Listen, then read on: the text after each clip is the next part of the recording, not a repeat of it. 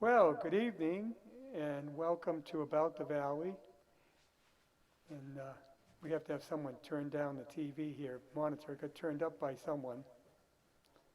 Okay. All right, there we go. I want to introduce you to my guest. I'm Harry Berkowitz, by the way. My guest tonight is Shiva Ayyadurai. Ayyadurai. Ayyadurai.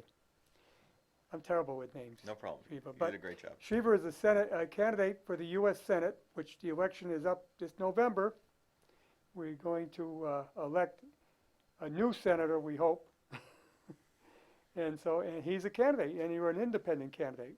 I'm running as an independent, that's right. Yeah.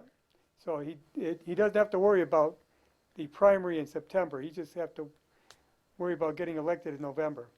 That's right. So Well, we have to get our 10,000 signatures and we get on yeah, the ballot. that's a big job. But we've been running against Warren. We were the first candidate to announce, as you Right. probably know, in February 2017 after I came back from the inauguration. And we've been essentially campaigning against Elizabeth Warren from day one. We've been exposing her contradiction from day one. We're the one who came up with the hashtag fake Indian. Now even the Globe has picked it up. They won't give us credit, but finally the Globe has picked it up because we were the ones who really exposed the fact that she's got a serious problem by the fact that she lied, and she is a hypocrite. She got into Harvard on false pretenses. I want to get into that, but first, I think we got to first cover the fact that you are the inventor of email. That's a fact. It's an American story, the invention of email. It's an American thing now. I mean, everybody does it. Everyone uses it, and it's an important story because, I did many other inventions beyond the invention of email. In fact, the latest company that I'm working on, Cytosolve, we're finding cures for pancreatic cancer to Alzheimer's. A big factor. It's a big problem, but we are figuring out a way, or figured out a way, to model the human cell on the computer. So we're eliminating the need for animal testing. We're able to understand at the molecular systems level, based on the known science, what's going on. So the invention of email is an important American story because it didn't occur by the military, it didn't occur at MIT, it didn't occur at a big university, it occurred in Newark, New Jersey in 1978. And more importantly, I was a 14-year-old kid. Way back in 78. 78. And So no one knew about it. no. The people who used it knew about it. By the way, email really didn't become a consumer application until 1993. But the invention... With AOL, right? With AOL, when Hotmail came out, when the web came out. Right. The internet's been around for years. But I think everybody remembers AOL and You've Got Mail. You've got mail, AOL. Yeah, exactly. But that's when email went from an office application to becoming a consumer application. I mean, the history of email is really the history of innovation. It's the ecosystem where innovation comes from. If we really look at it, I was a 14-year-old kid.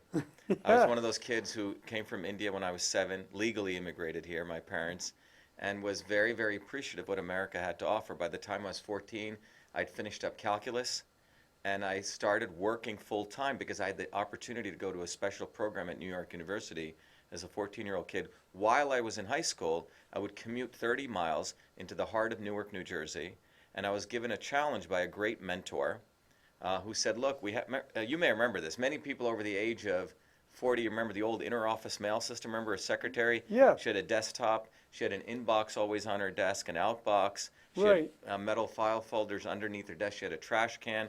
She had this thing called a typewriter. She'd write a thing called a memo, which had to, from, subject, and then she'd do what was called carbon copies. Right. With the bond paper, the carbon. Yeah. And so if she had to do 10 carbon copies, she'd be typing 5 times over and over again. And she put that memo with an attachment with a paper clip. If you were hiring someone, if you were doing a research grant proposal in this medical school where I worked at, and then that thing got put into a little string envelope and got put into these pneumatic tubes. That was the inter-office mail system that most people knew. That was the way communication took place. Right. That's how collaboration took place before social media, everything. And I was asked to convert that entire system, Harry, to the electronic version. Not just the simple text messaging.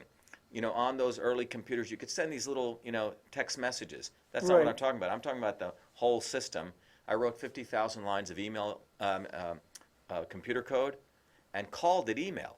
a term never used before in the English So you language. came up with the term email. Well, I also created the system email. I Right. defined email as we know it today.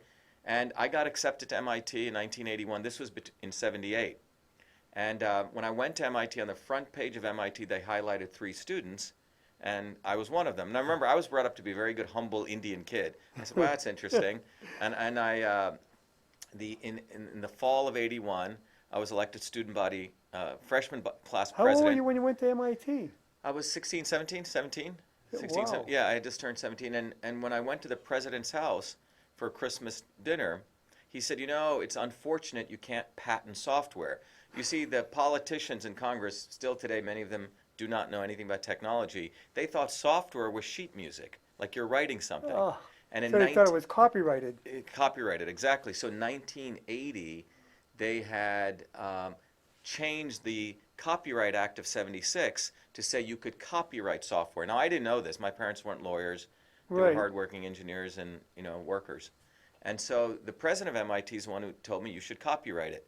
So I wrote away for the form. There was no internet per se, like the web or PDFs. Yeah, you couldn't go on the You internet. got it. You and had to do your wait a copy. week. You got your forms, filled it out, and it wasn't as simple as just putting a little C with your circle. I had to send in all my code. I was 18 years old, I think at the time. Did it all myself, went back and forth, and on August 30th, 1982, an American kid received the first U.S. copyright recognizing me as the inventor of email. It was, the first copyright for email. Wow. And this is significant because the Supreme Court was not recognizing software patents. If patents were available, I would have done that. So the fact is, I created the system, called it email, and have the first U.S. copyright for it. Anyway, so it was done in Newark, New Jersey.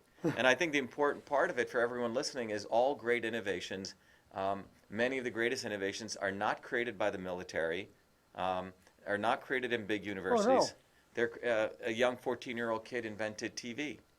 People want to look it up, Philo Farnsworth. Philo Farnsworth, yes. Exactly. So, that's the truth about the invention of email. I went on to MIT, did 4 degrees. He developed the cardio, He did many things. Very prolific inventor. yeah.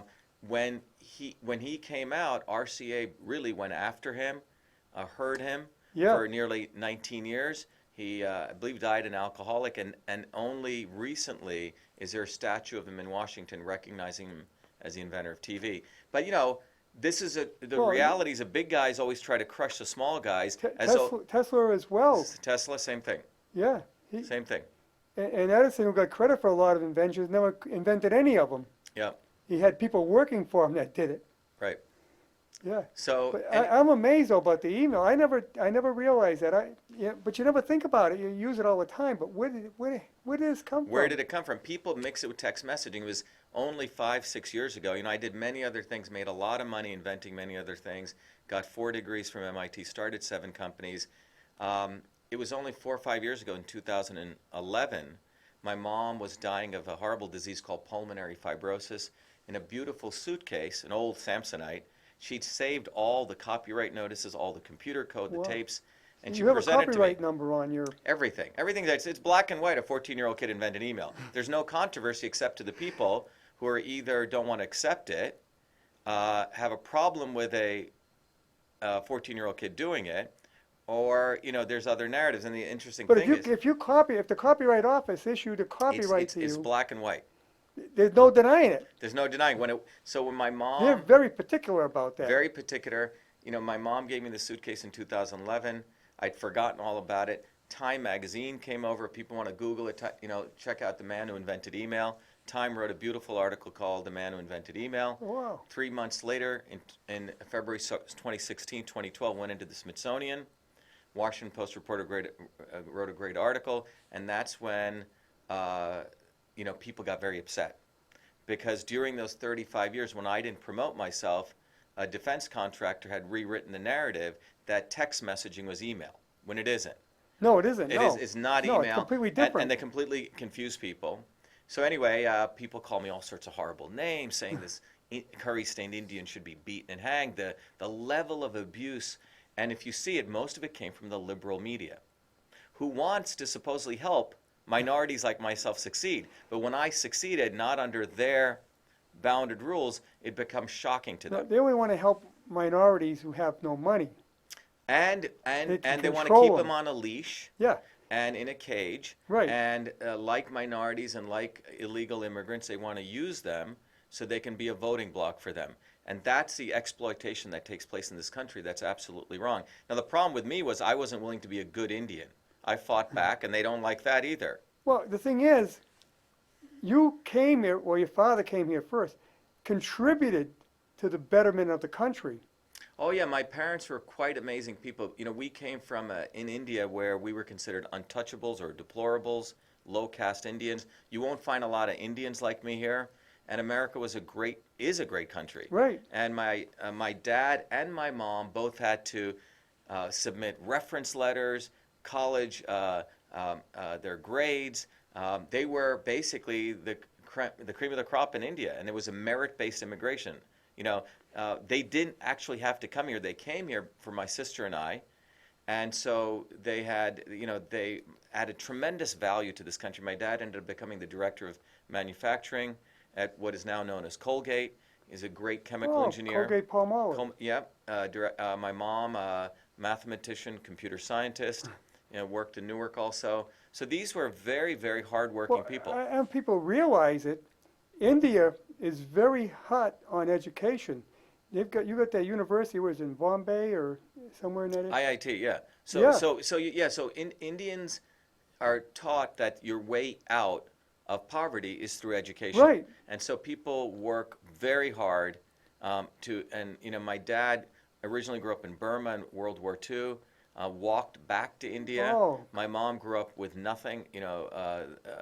One of 9 children. So the fact they even got educated, they're pretty extraordinary people. And but that's what America is. Anyone listening to the show knows that all of us came from immigrants, and Right. It wasn't about being an elite. It was about working hard, taking risks, and putting the sweat in, and that's what makes this country great. Well, that's the other thing. The immigrants that came in the past, for the most part, came here like Tesla and really helped to move this economy along, came up with new ideas, new concepts. They built this country. A lot of those immigrants. I think Westinghouse was an immigrant, if I recall. Oh, yeah. I mean, and they all come with Carnegie was an immigrant from Scotland. And they're seeing that with the Indian immigrants. But you got a lot of these immigrants that come here, and they only come here to take, a lot of cases, pick up on welfare checks. Well, what you have now is it's a very interesting world now. You have immigrants picking up welfare checks. You have other people who are also quote-unquote citizens of this country living off welfare. Right. But you couldn't come here years past if you couldn't show that you could weren't self-sufficient. I had a sponsor who would guarantee that they would take care of you. Yeah. Now, what's fundamentally happened in many ways is that what we've created is an environment that actually profits politicians yes, who essentially identify with people right. who are illegal immigrants and who don't have to work hard.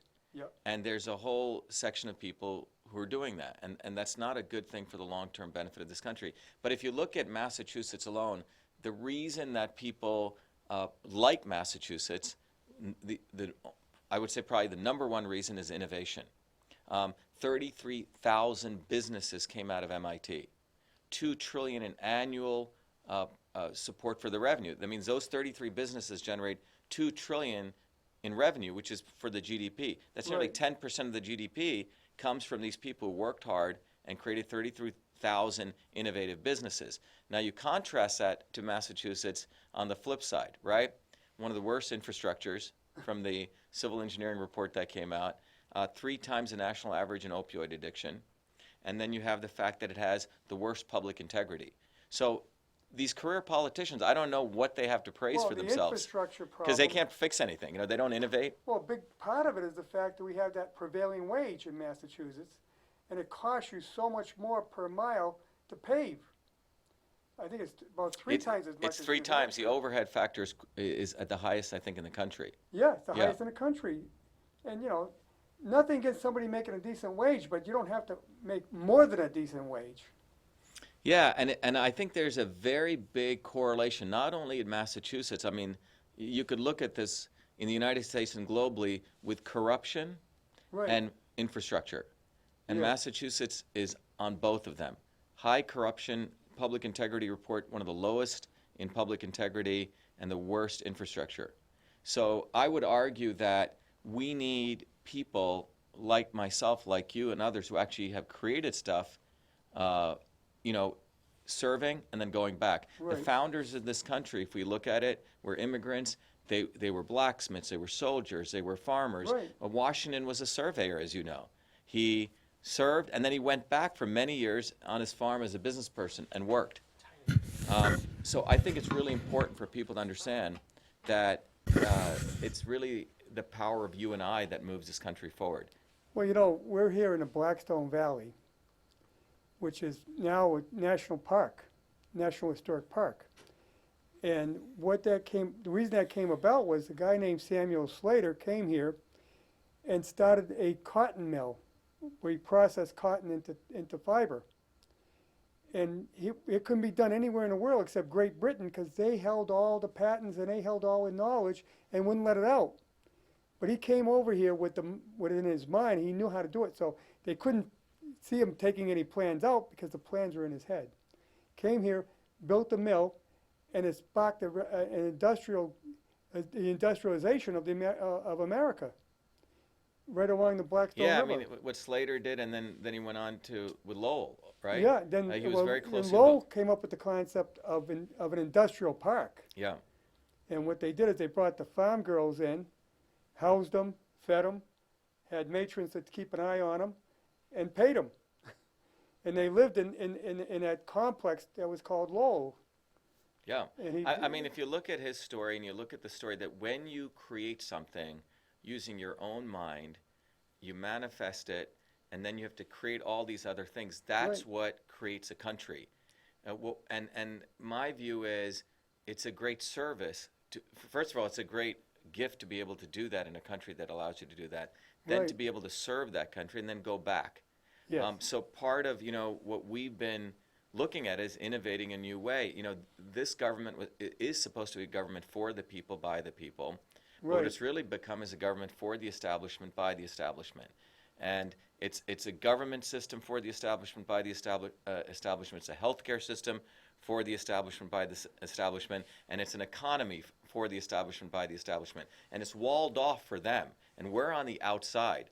And my view is the power of you and I comes when we bring that together and we bust up those walls and we really start looking at what that looks like. And what that looks like is clean government, real health, and real jobs. So for us, and I'd like to talk more about this, the clean government piece is 80% of Americans say we need term limits.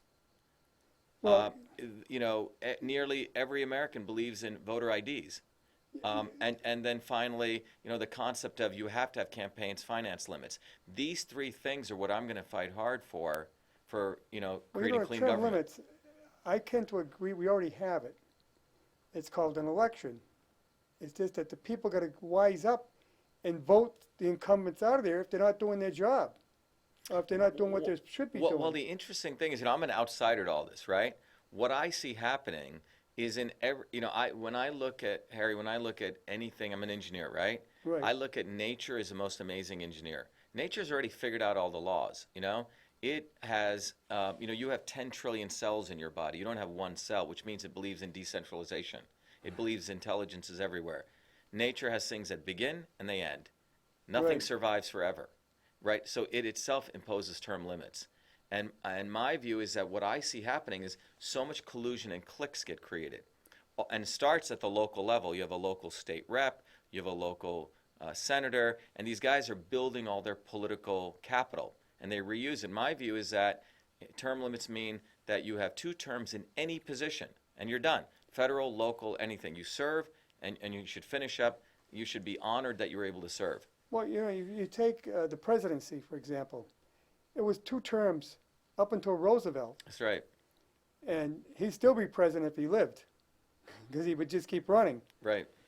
So that's why they introduced the constitutional. They amended the Constitution, and the first president limited to 2 terms was Harry Truman. Well, what's interesting is the Supreme Court struck down term limits. You probably know that. Yes. And what's fascinating is these guys have no term limits. Right. You know, they get a term for life, or as long as they Well, want to they stay in struck there. it down because you have to constitutionally introduce term limits because the Constitution specifies what the term is and doesn't say it's limited. Yeah.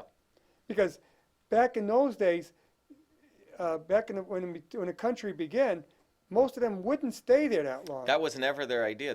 It was always the fundamental assumption Of course, was it was service and you were done. It was an extreme sacrifice back Right. then. Exactly. I mean, if you were from Massachusetts and you had to go down to Washington, you weren't getting home on the weekends. And you weren't getting home very often unless there was a great, it had a lot of good long recess. So you could travel home, and that wasn't easy because you were traveling home in a stagecoach. Or a horse. Yeah. Or a horse. Yeah. So it was an easy thing to do. So, they limited themselves because they didn't want to go through that. Yeah. Well, now it's become a model where you create your career out of it. Right. But People- you also see when they retire, we'll give a good example, Harry Reid. Did he move back to Nevada? No, he lives in Washington. That's where he stayed. Bob Dole on the other side. Bob Dole still lives in Washington. He came from Kansas. He was a senator from Kansas, but he didn't move back to Kansas. Yeah. Well, that's what I'm saying. I think the imposition of term limits, in our view, is the essence of the pillar of clean government. We need to have voter IDs. I mean, you got to understand, when I was at MIT, I came to the conclusion both of these parties work against the people. And I learned that, remember when Jesse Jackson was running? Yes. I said, wow, looks like he's an anti-establishment candidate. And if you remember at the last minute, everyone go back, he gives this ridiculous speech and he gives all of his votes to Mondale. Right. Saying that we need to go after Reagan. So basically, he was saying you have to choose the lesser of two evils. Yeah. So I never voted because I never liked either party. When Trump ran, I said, wow, this guy's a real disruptor. He was willing to expose the media. So it's the first time, I actually participated to vote. And I remember going to Belmont to vote. I had my ID, my passport. No one asked me for any ID. They just said, where do you live? I said, I live in this road over here. And they let me vote. Now, in any other country in the world, even in countries that we say are third world, where we used to send observers, Right. it's almost like that we need to have observers here now. It's an unfortunate situation. Voter IDs are not discriminatory. It's a part of making sure that everyone's playing fair. Yeah, I don't see a problem with it. You can get the ID for nothing. Yeah, the only reason someone would want it is so they could have fake voters. Right. So that's the only reason. And the third part is, I've put forward a thing and a pledge where people should not raise or spend more money than what I call $1, one vote. You know that you cannot open a bank account without an ID? You can't do a lot of things without an ID. So what's the problem with having an ID? Right. Because if you don't have a driver's license, you want to open a bank account, you got to go down and get a photo ID from the registry. Yeah. And they're available. I don't think they even charge for them. They don't. You can't. You go to a school. You can't go use a cafeteria. You can't use a library without an ID. Right. So a photo ID. A photo ID. And I believe a lot of high schools now require photo ID for students. Many systems need that for basic security. So the fact we what's allow the voting. problem with having a voter ID? And we know. I know in New Hampshire, when they have their primary, they bus people up from Massachusetts and they give them an address. They'll hand them someone's electric bill. Here, you can go vote on this now. Here's your address. Here's the address. And, Because in New Hampshire, you can vote with an address. yeah.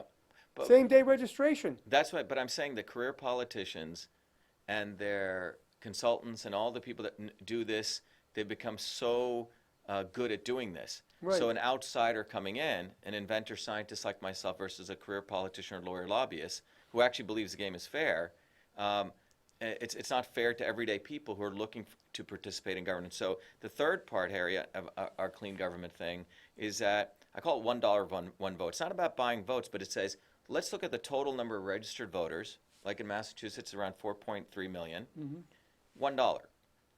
That means you should only be able to raise or spend $4.3 million. Now, Elizabeth Warren's already raised $14 million. Oh, I know. Scott She's Brown still and raising money. Warren spent, let's say, close to, if you actually include all of it, probably $250 million. That means that your message is probably not that great. You need to pummel people during 6 weeks with TV advertising. If that's the name of the game, something's really wrong because it's an advertising. Randolph Hearst said this. Randolph Hearst big publisher. He said, you know, Right. political campaigns are an advertising campaign. That's anti-democracy. So my view is, I challenge anyone running to say you're not going to spend more than $5 million. That's Well, it. yeah. You got WMUR up in New Hampshire. That station was built on presidential advertising Yeah. in the primaries. I mean, they spent so much money. The thing is, she's loading up her war chest not to run for the Senate, because she wants to win the Senate seat and then run for president in 2 years. Yeah, but I'm saying both parties do this thing. They have candidates running even in the Republican Party. None of them are really intent on defeating Elizabeth Warren. I'm the only one who wants to defeat her. What I've learned is one guy's running so he could potentially be governor, another guy's running to build his brand equity, all insiders. And that's what's unfortunate. No one really wants to beat Elizabeth Warren. And what's really bad for this state and this country is Elizabeth Warren, in my view, is the face of the deep state. She's the face of what I call the military-industrial academic complex. If you think about it, if anyone wants to visualize this, draw a triangle, put the defense contractors on one apex, put big industry, and then you put big academia. Elizabeth Warren's face is right in the middle. And one part of that is big academia, Harvard. Harvard is fundamentally a fake university. I know this quite well. You know, if you really look at it, they spend about $1 to $2 billion to pay their staff. The other $40 billion is a hedge fund. Their hedge fund managers got paid $58 million. So she gets funded by the largest endowment in the world. largest, but it's a Wall Street hedge fund. You know, last year they raised $7 billion in capital. So Elizabeth Warren's part of this Wall Street hedge fund. Sorry to say, you know, Romney and Baker both came out of there. And if you think about it, the sewer of Harvard really feeds a swamp in D.C. Half of the Supreme Court justices are from Harvard. So I put all of them in one big swamp. And not that I really, you know, MIT's got its issues, but go down the street. Those guys generated 33,000 businesses, $2 trillion in revenue. So you got one set of the Harvard class moves around people, thinks they're better than everyone, thinks they're better than the working people. They're the ones who breed the career politician. And then you got down the street the high-tech blue-collar workers who actually produce value. So I think the other piece of that triangle, so you got academia, big academia. Elizabeth Warren's part of that. Then you got the other piece of it, which is the big industry. Elizabeth Warren, to people interested in health and well-being, voted for the Monsanto Protection Act. The big evil company who has created glyphosate Roundup, which poisons our children, which created genetically engineered foods, which my research has shown are unsafe, have no safety assessment standards. Elizabeth Warren voted for the Monsanto Protection Act. So she supports a company which poisons kids, which is one of the most evil corporations. And then she sits on the Armed Services Committee. You know, think about that. She has supported weapon systems that do not work. You know, and her direct connection to Hillary Clinton, who's gotten us involved in many wars. So you have a person who's part and the face and the salesperson of the deep state. And that's what we have in Massachusetts. So this election is not just about, you know, defeating Elizabeth Warren. It's much more fundamental because in Massachusetts, 2.3 million people are independents. It's not a blue state or a red state. 1.5 million Democrats, many of them who are holding their noses to vote for Warren. And then you have about 500,000 Republicans. That's the reality here. You know, for me, running as an independent, on the one hand, people think I'm a lefty because I attack Monsanto, but I also expose the lack of any type of logic in the Paris Accords. You know, the Paris Accords have nothing to do with stopping pollution. They actually let China pollute another 11 billion tons of carbon. They allow the big polluters to do more. Allow polluters to do a lot more. So the fundamental issue here is we got to start thinking not left or right, not liberal or conservative, but we got to look at issues and look at what's good for you and I. But the establishment likes to create 5 issues: abortion, taxes, transgender, and then they like to split us.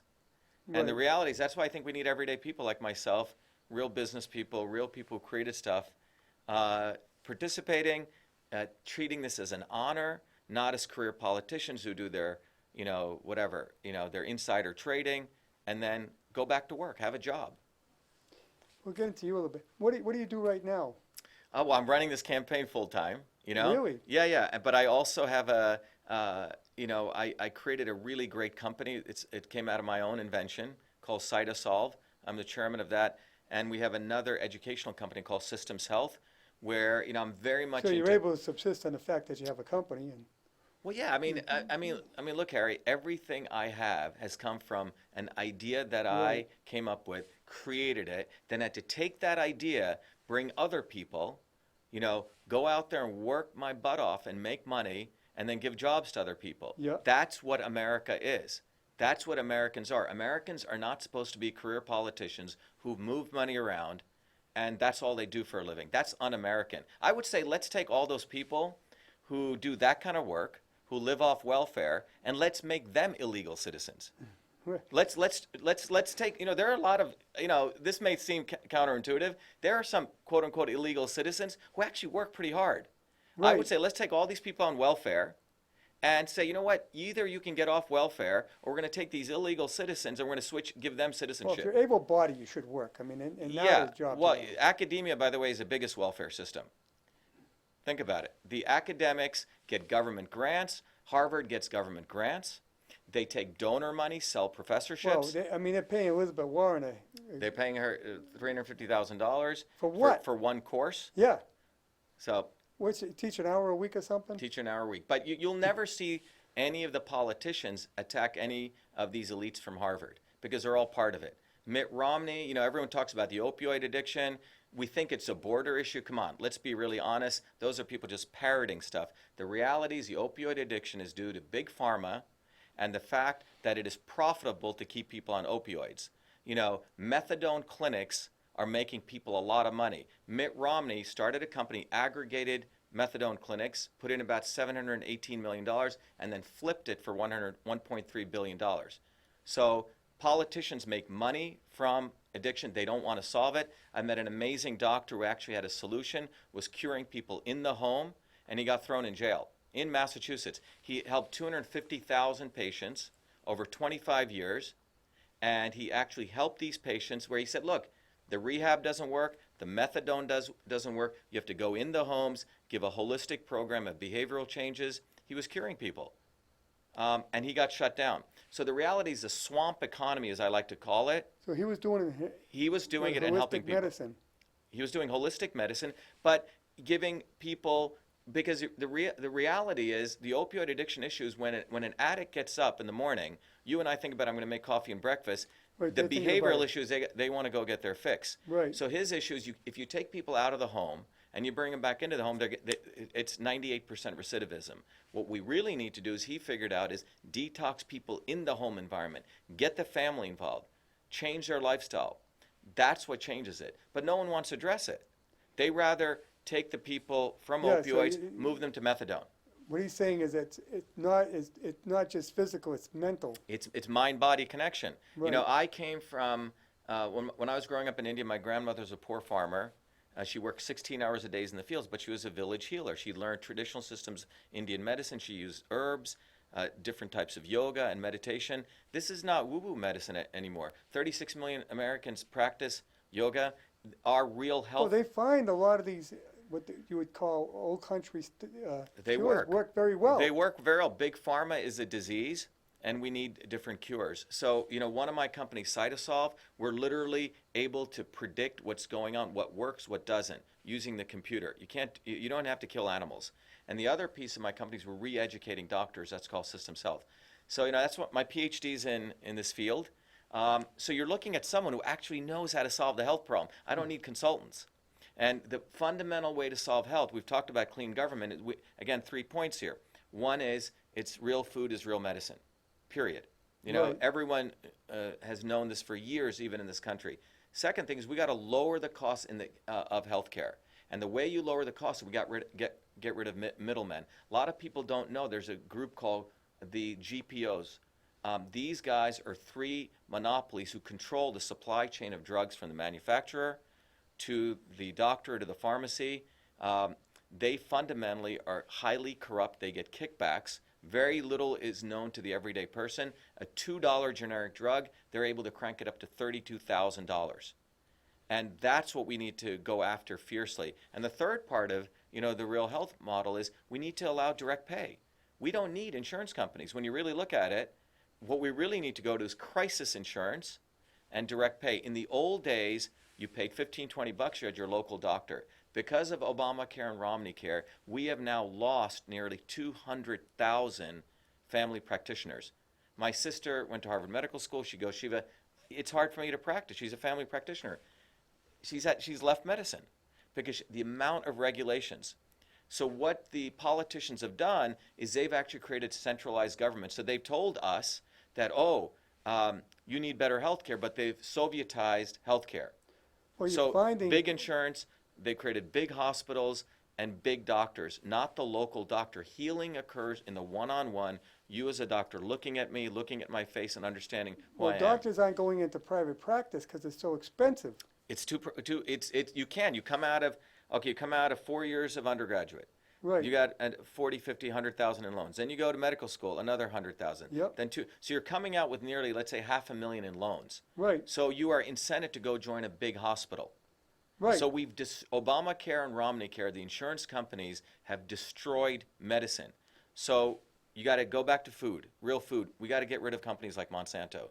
We got to make sure people can direct pay, and we got to lower the cost of healthcare. Big Pharma is not going to do it. The company I've created, Cytosolve, it helps us create drugs faster and cheaper. We discovered a drug for pancreatic cancer. People can check this out. We got FDA allowance in a record 11 months for multi-combination therapy. We need to use computers. We need to use 23rd century technology. And pancreatic cancer is one of the hardest ones. It's a very hard disease, but I'm saying that I it's lost innovation. a good friend to it. Yeah, it's a horrible. Yeah, I've lost a couple of friends too, but it's a horrible disease.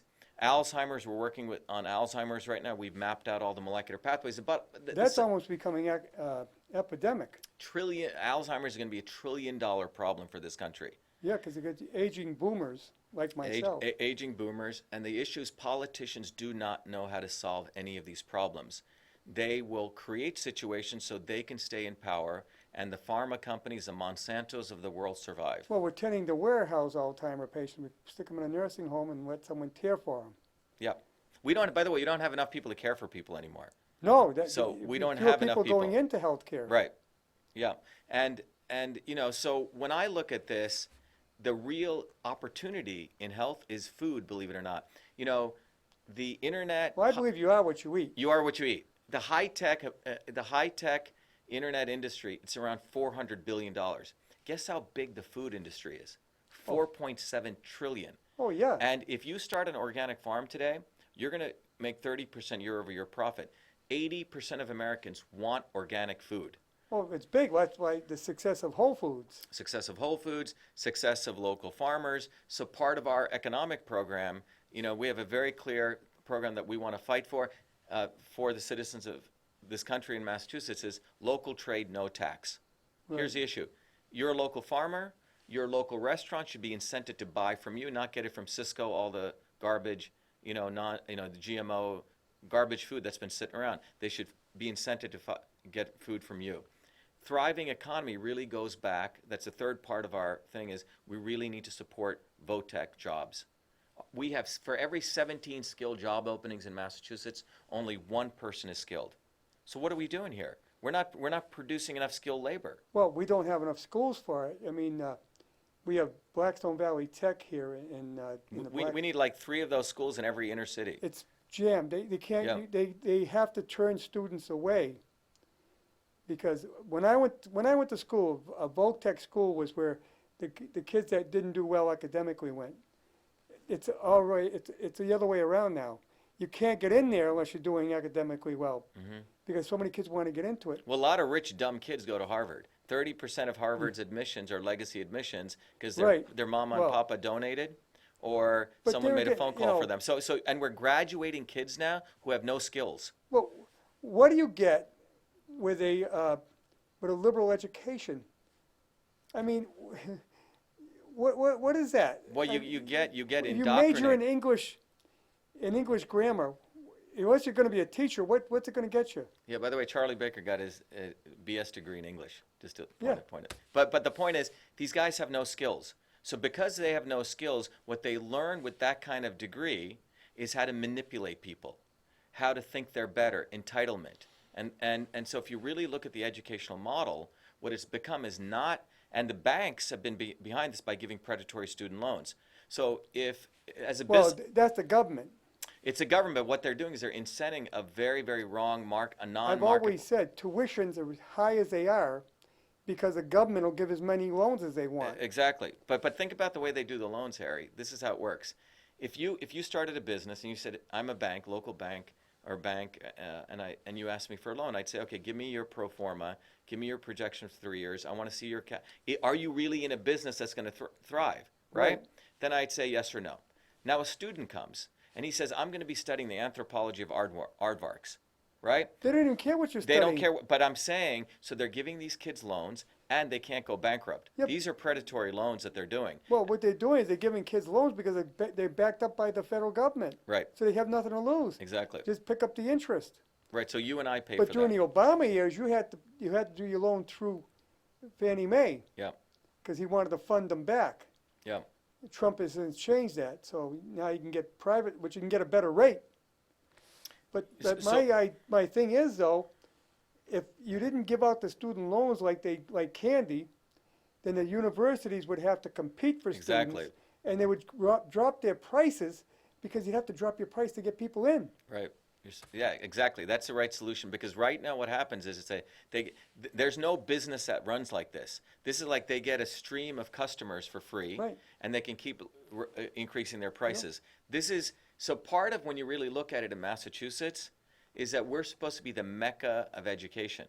And in Massachusetts, for every 17 skilled job openings, we only have one person skilled. So what we're doing is we're creating all these elites who think they're better than everyone, think they're smarter when they actually have no skills. And the universities are essentially making out like a bandit on this.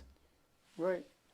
Well, And they're under no market forces. So they're basically running a business that has no fundamentals to it. And my view is they need to, the universities, the whole accreditation process, in my view, we'll talk more about this, is unconstitutional. You and I should be able to start a university. We should bust up these universities. Anyone should be able to teach anything that they want, whatever they want to teach. They live off an accreditation model that essentially gives them a captive monopoly. But you're talking to, how about, we just had the fact that ITT, a technical school, went out of business. Yeah, it's amazing. And would you think that, because the kids aren't interested in getting into it, that's part of the problem too.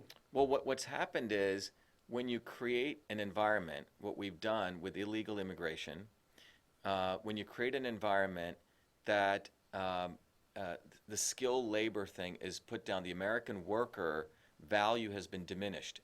So what happens is you basically are allowing illegal immigrants to take the slack up, and our young people are learning a lot of bad habits. They're not learning a lot of skills, and they think they know a lot when they don't know a lot at all. And it's essentially creating a society that's not going to be able to compete at all. And because a global elite in this world basically move their money everywhere. They don't really care about this country anymore because they'll invest in any country in the world. So they'll talk a good game about patriotism when it's valuable to them to send poor blacks and poor whites to fight a war for them, but they really don't give a damn about this country anymore. So this is part of their operating business model, to create a bunch of people who are not qualified, unskilled, and then you have a pool of illegal immigrants who, unfortunately, they never want to really solve that issue. Congress, it's not the president's job to solve the immigration issue.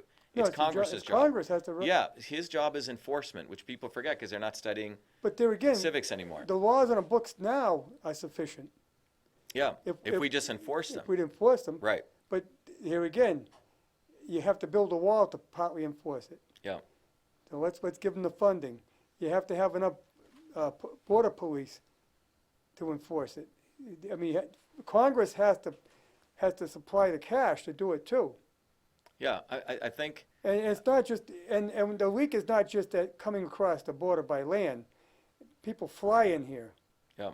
That's a big way of coming Well, in. we have a lot of leaks in the system, but fundamentally, the fundamental issue is it goes back to what my dad always used to say. He thought, you want a revolution, it's education. So we have to, in all these inner cities, we should be building 2 to 3 VOTEC schools. We should say, look, if you're on welfare, you got a 3-year option. You're going to come off of it, you can go get a job. If not, we're going to cut you off. It has to be that straightforward. because that's what makes this country Well, great. we did that during the Clinton administration, you remember? And Yeah. Obama took it all apart after. Yeah. But the welfare rates went down and people got jobs. Yeah. There's a And a lot lot of them jobs. felt better about themselves after. Right. Yeah. I mean, if you look at the correlation between the loss of manufacturing jobs and the increase in opioid addiction, it's almost it's a linear correlation. So it's work is the ultimate healer. You know, they took manic depressives. I don't know if you know this. It's a great study. They took manic depressives who were on all this medication. They took them to a farm for 90 days. Everyone got up in the morning and did a good day's work. All their symptoms disappeared. You know, as someone who studies biology, someone who studies health, it's a mind-body connection.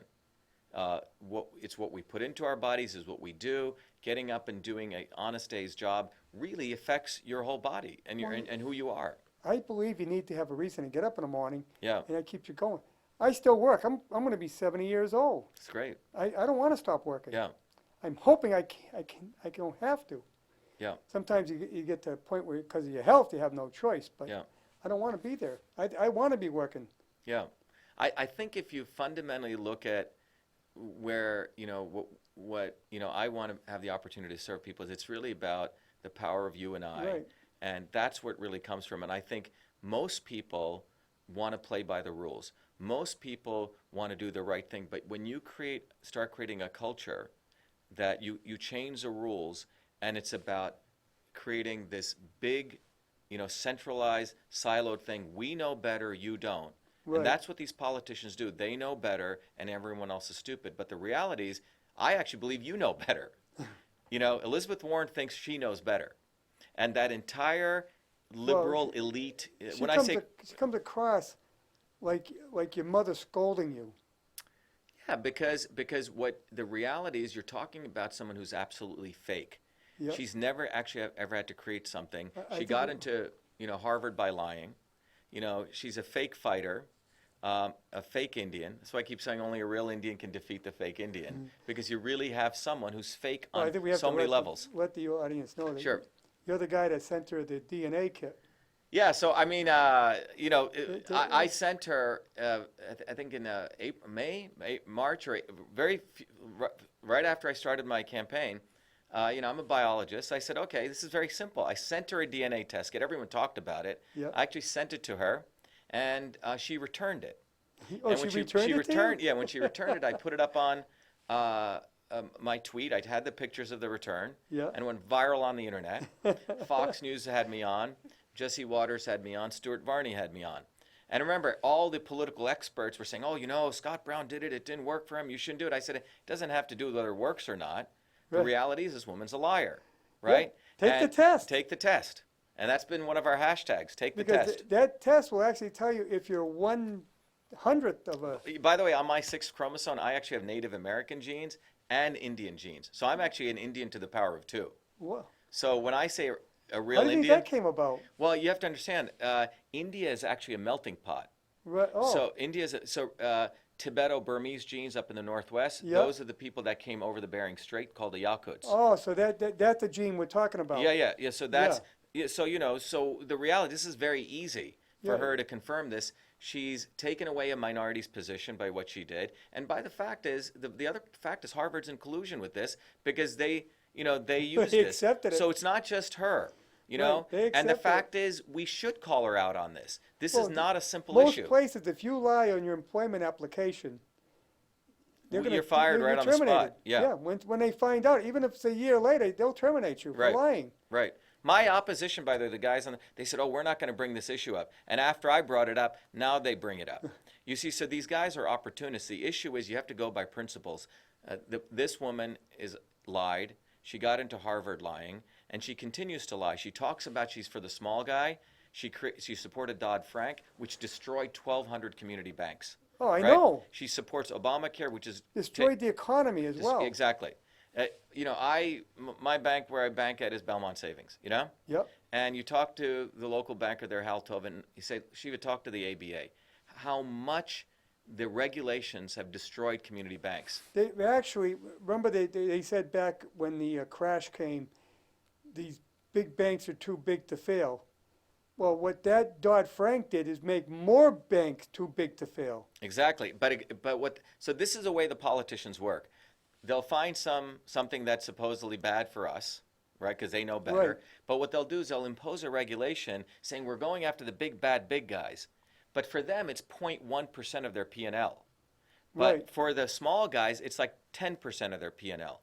When I had my company, remember when the Anderson and Enron thing took place? Yes. Right? Okay, the government regulators said, yeah, we got to impose more auditing fees, right? We got to have better auditing. So the average guy who was paying $5,000 or $6,000 for an audit, his auditing fees went up to $25,000. Right. The big guys, it went up a fraction for them. So Well, this is a game that these guys play. Right. It's fake fighting. Well, if you go up $10,000 on a fee, for a big guy, that's peanuts. For a little guy whose gross is probably 500,000 a year. It's his profit. Yeah. It's his profitability that he Yeah. had, what he would have paid to employees. So my point is that the career politicians who've never run a business, never had to cut a paycheck, they don't know anything about this. They just do what is necessary to get elected and reelected. And that's what's unfortunate. So we got to get rid of all of these guys, term limit them, voter ID them, shackle them. Then we'll find out, do they really want to serve us, or are they in it to make money? Most of these guys are in it to make money, build their brand equity, run their little cliques. None of them can stand up on their own 2 feet, serve, and leave. And that's why a lot of these people don't like Trump. Trump basically doesn't really have to answer to anyone. He's No. got his wealth over here. He's Right. here to serve, and he's going to go back. Right. Most of these other guys do not have jobs. Like you said, they have to hang out in D.C. because they don't have a job back home. They're consultants. But they're making their money off of taking care of people, because where else does it come from? Right. Where do these people get all their money when they start out? Barack Obama came from a single mother. Yeah. Where do you end up with all this money? Well, I think that's why I think we really need to put limits on campaign finance, raising, and spending. Right. It's almost like what we should really do, if I had it my way, it's like people should have the opportunity to vet people, Well, and then say, you know what, you get this much money to run, and that's it. So if your message isn't good, if you can't really articulate it, if you need to have all these political consultants and you need to be able to take so much TV advertising, that means your message really is not resonating. That means you really have no value to the populace, and you should probably step aside. Right. And so that's the fundamentals. So our view is you need clean government, we need real health, and we need real jobs. Well, it was a number of years ago, probably about 30 years now, maybe longer. Before that, Massachusetts, if you raised money to run for office and then retired, you took the money with you. Wow. They changed the law a number of Yeah. years ago, but I mean, that was ridiculous. Yeah. Well, you go out and raise your retirement. It's an your own honor to retirement be able fund. to serve this country. It's, to me, my journey coming from India. I came here as a 7-year-old kid wearing shorts on a winter's day, and I never saw snow. A very nice American family took me to the Salvation Army. We got all of our winter jackets, and that's how our journey so to me, to be in this position, I consider it an honor to serve this country. And it should not be about your clique building, who gets in, who gets out, and that's what politics has become. And that's why, to anyone listening out there, the I in independent, what we're saying is declare your independence from both of these parties. And what better place to start that kind of revolution than in Massachusetts? New England already has a history of that. Yeah. By my defeating Elizabeth Warren, it's not just about my defeating her. I think it should be an inspiration to everyone that everyday people should participate in governance. And we got to make it easy for We're that. going to wrap it up by 7:55 Sure. because the other show is going to be coming in. Stay tuned. The Man Cave is coming on right after us. You want to say something real quick before we go? Yeah, so I think the key thing I want to say is, this is the power of you and I. It's about us, and it's about declaring your independence. Please go to Shiva for Senate, SHIVA for Senate.com. You can give us as much money as you want, but more importantly, we're looking for people to volunteer. Time is money. So your precious time, if you can give it We're about to start raising signatures. We need people to do door knocking. Just be out there spreading the word. But our campaign is about declare your independence from both of these parties. We need to go back to the fundamentals of this country, which is about innovation, and innovation. Shiva, thank you for coming in. Thanks for having We'll me. try to have you back again. Thank you. Thanks for the opportunity. And we'll see you Thank you. next week on About the Valley.